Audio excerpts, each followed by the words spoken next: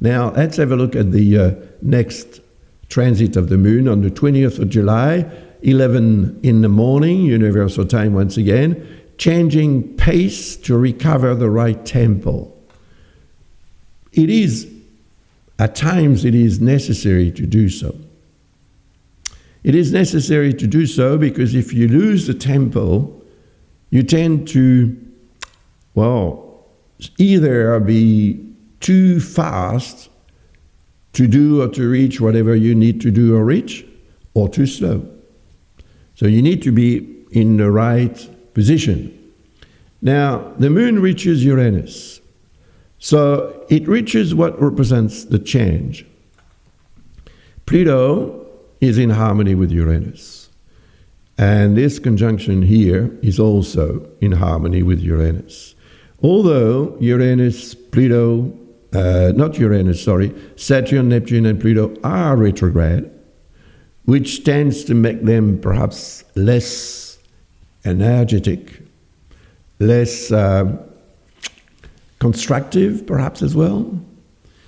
But still, when the moon reaches Uranus, you will know what is going to change radically and perhaps forever in your life. But you'll have a second chance, as I said earlier on, when this conjunction between Saturn and Neptune occurs again in February next year. That may be a period of preparation for the change.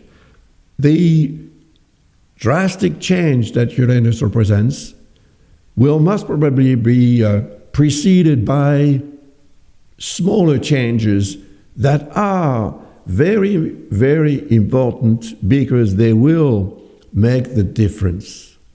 And if you are ready for those changes, then the one that may be coming in February or around February 2026 will be dealt with in very, very good manner. And that will make the difference.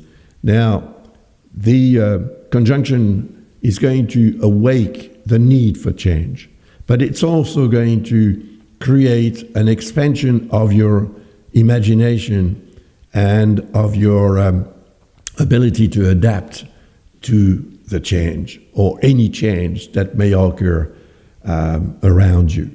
So that's a very important day, the 20th of July. Remember that. And if it's your birthday, for example, on that day, you will benefit from this configuration involving Uranus, Pluto, Saturn, and Neptune, and perhaps the moon, if you're lucky enough to have your birthday that falls on the 20th of July at 11 a.m. universal time, of course.